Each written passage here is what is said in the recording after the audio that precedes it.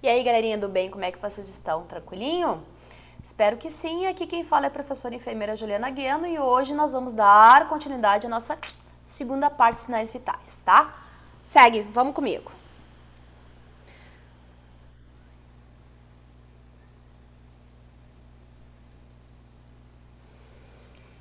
Então, nós vamos falar sobre a frequência respiratória ou ventilatória. Qual é o correto? Tanto faz, tá? O que importa é que vocês saibam os valores de normalidade. O correto mesmo é a frequência ventilatória, porque a gente ventila, quem respira é a célula lá no ciclo de Krebs.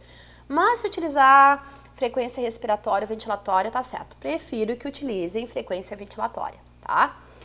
Então, o normal, a frequência base da frequência ventilatória respiratória, considerada adequada, é entre 16 e 20 movimentos respiratórios por minuto, ok? Então, a taxa de respiração é o número de respirações que uma pessoa toma por minuto. Então, verificar quando uma pessoa está em repouso e simplesmente envolve a contagem do número de respirações por um minuto, contando quantas vezes o tórax sobe. Claro, tu não vai falar para a pessoa, tô verificando a tua frequência respiratória, porque se tu falar, ela vai alterar. Então, quando tu estiver lá verificando o pulso, já aproveita, dá uma espiada no tórax e já faz essa contagem em um minuto, tá? Tem gente que conta em 15 segundos e multiplica por 4. O ideal é que tu conte direitinho em um minuto. As taxas de respiração podem aumentar, então, com febre, doenças e outras condições médicas. Ao verificar a respiração, então é importante que se observe também se a pessoa tem dificuldade em respirar e ou esforço respiratório com o uso da musculatura acessória. O que é a utilização da musculatura acessória? Por exemplo, né? Vocês estão verificando eu ventilar? Não. E agora?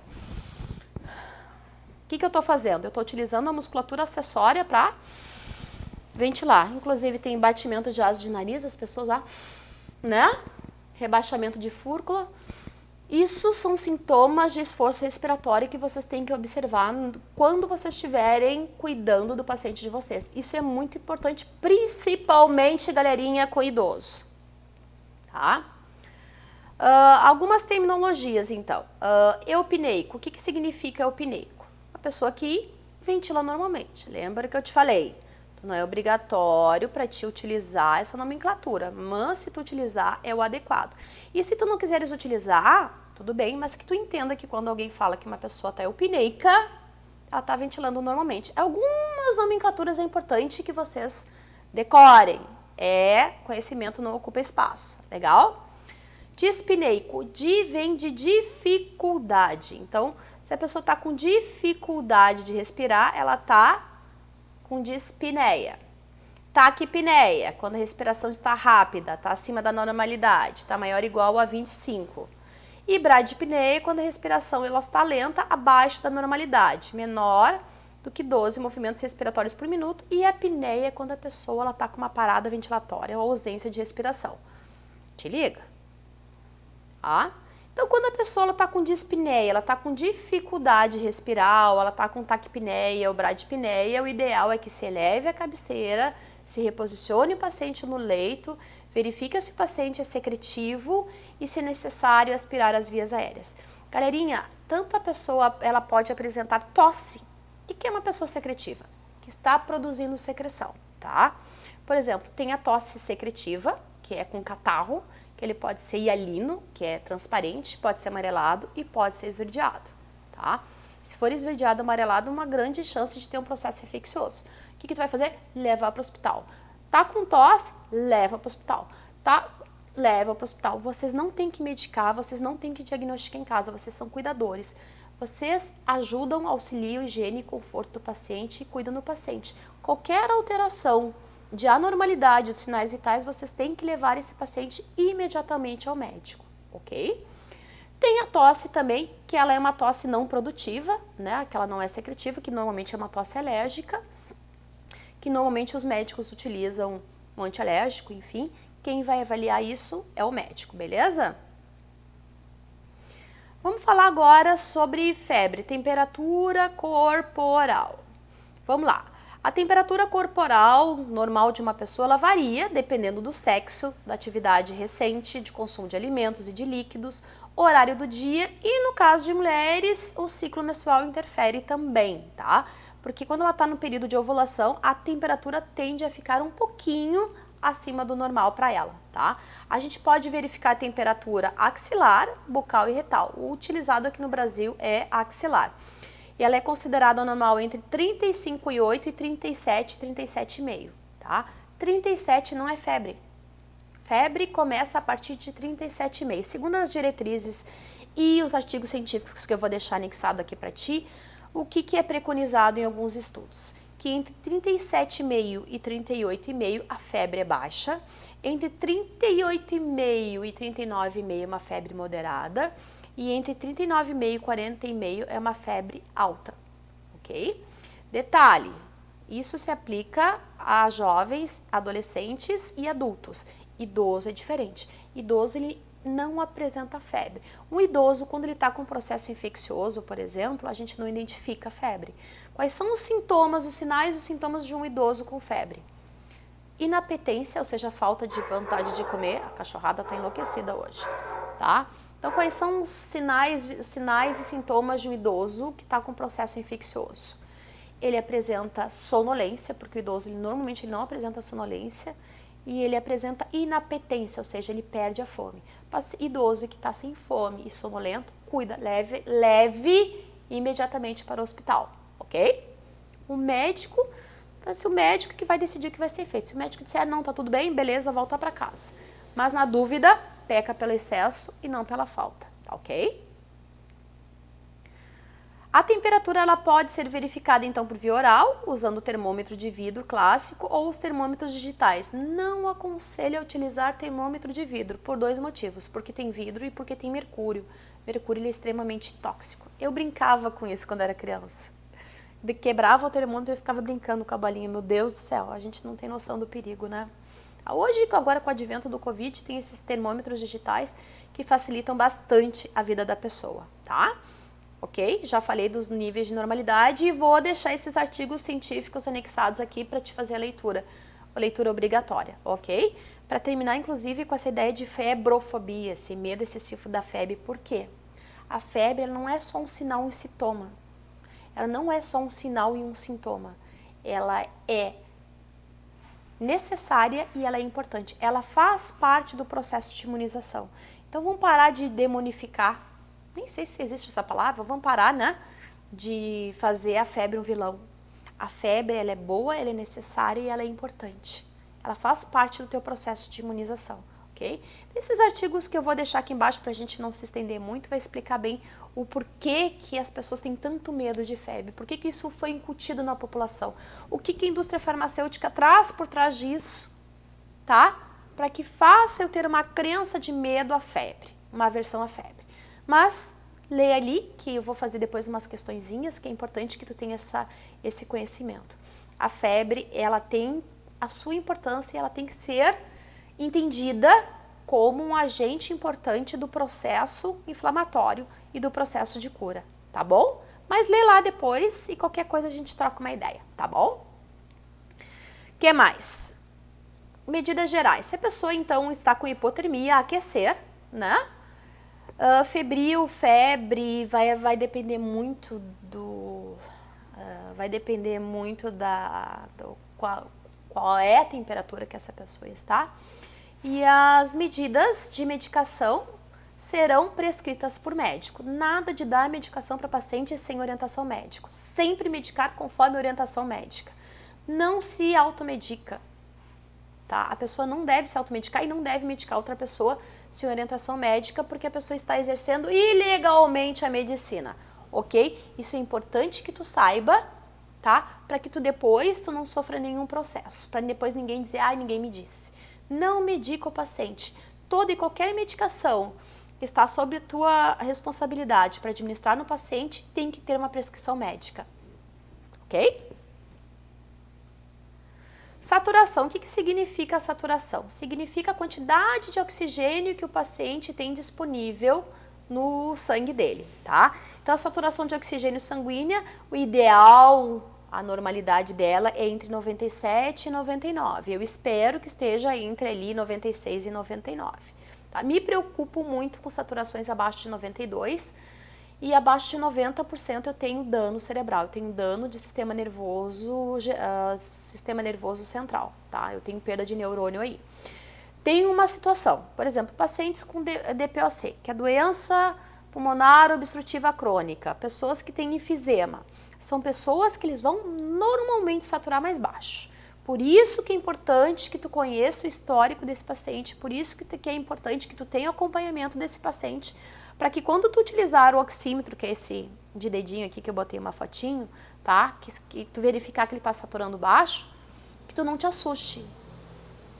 Verifica, não é MDPOC? É o normal dele? É o basal dele? O que está acontecendo? Então, se tu já conhece a história pregressa desse paciente, é muito importante a anamnese, o que é a anamnese, o histórico do paciente, né? Isso uma enfermeira vai te dar. Então, tu vai saber, primeira coisa que vocês devem saber quando forem cuidar das pessoas, quais são os sinais vitais padrões, normais, basais daquela pessoa. Vocês têm que saber o que é o normal, o que é o considerado padrão e o quais são os sinais vitais considerados normais para aquela pessoa, qual é o basal daquela pessoa, tá?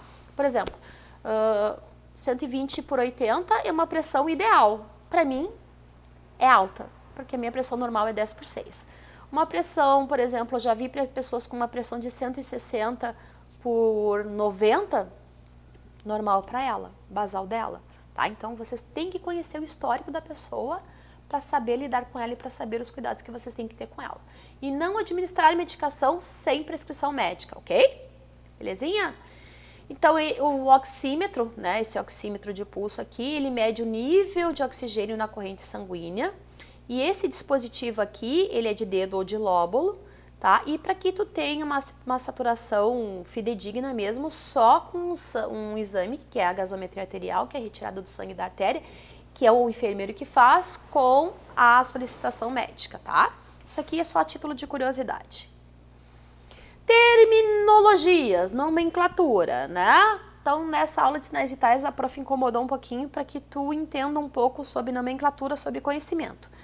Um, para que tu utilize, e outro, para que se alguém fale, tu sabe do que está se tratando, tá?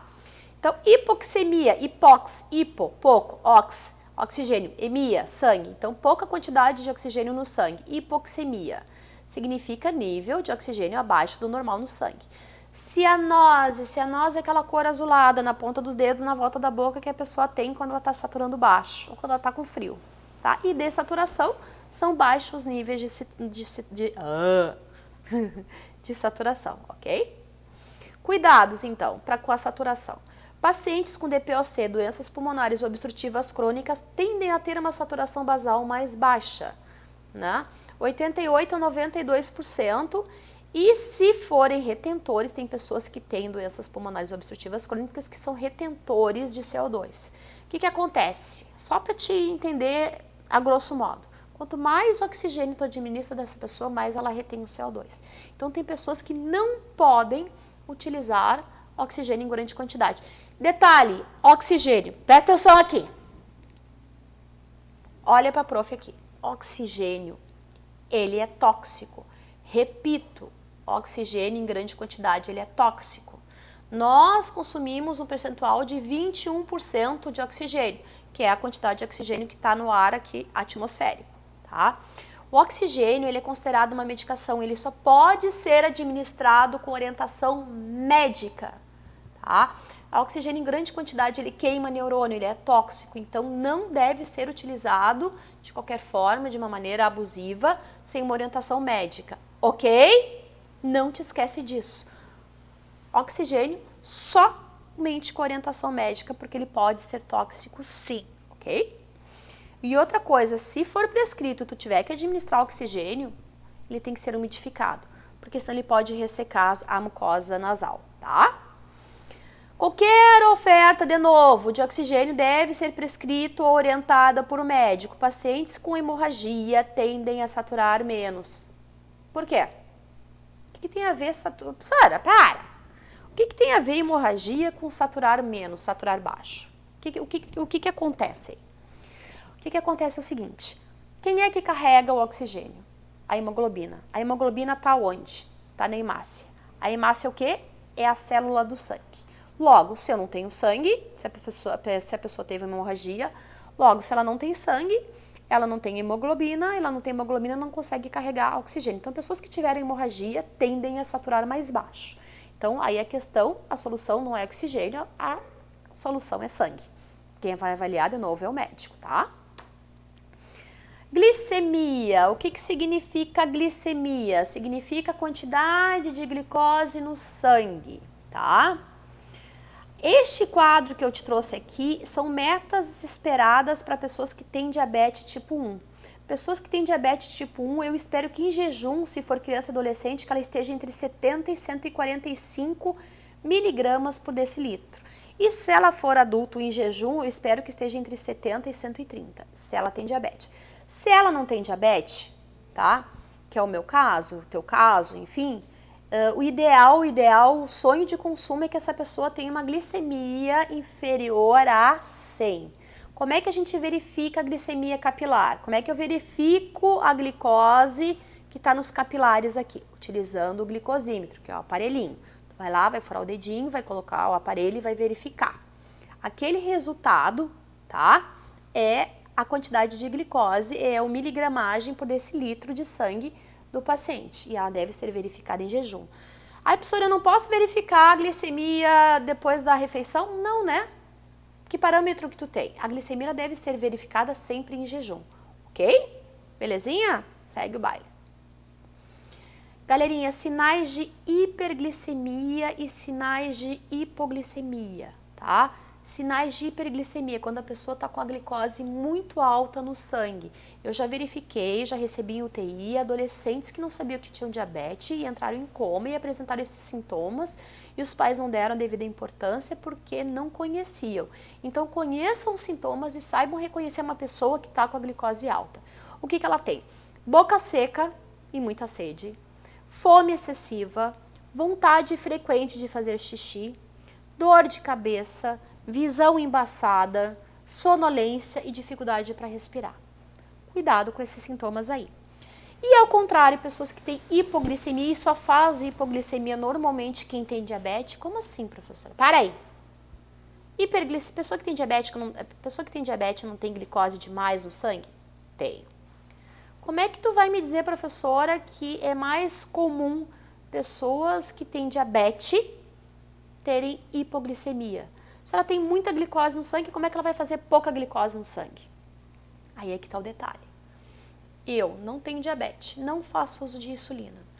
Então, se eu ficar um longo tempo em jejum, meu corpo não produz insulina, eu consumo a glicose necessária e está tudo certo. Agora, uma pessoa que utiliza a insulina com frequência, tá? Uma pessoa que é insulino dependente, ela faz uso de insulina. O que ela sempre vai ter no corpo dela? Insulina. E o que essa insulina sempre vai estar fazendo? Tirando a glicose do corpo dela, do sangue dela e levando para a célula. Esta pessoa que faz uso de insulina, ela não pode ficar mais do que 3 horas em jejum. Por quê? Porque mesmo ela não se alimentando, a insulina está tirando todo o restinho de glicose. Eu, como não uso insulina, né? Se eu não me alimento, eu não produzo insulina e está tudo certo. Agora, uma pessoa que tem insulina constantemente no organismo, ela tem que estar se alimentando constantemente. Porque se ela ficar muito tempo em jejum, ela vai fazer hipoglicemia. Eis os sintomas: fome, sudorese, suor excessivo, tá?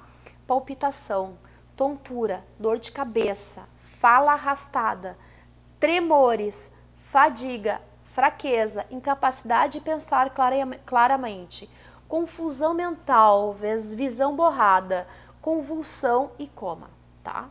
Também pode acontecer em situações muito graves. Então, todo paciente que faz uso de insulina, vocês têm que ficar atentos se não vai fazer hipoglicemia. Porque ele tem sempre a insulina. Então, sempre essa insulina está consumindo a glicose. Tem que ver se essa insulina não vai consumir a glicose demais. Por isso que esse paciente tem que se alimentar de 3 em 3 horas. Belezinha? Por hoje é isso. Terminamos, então, a segunda parte de sinais vitais. E a nossa próxima aula vai ser sobre fisiologia do envelhecimento. Te aguardo lá. Beijo no coração. Até mais. Fui!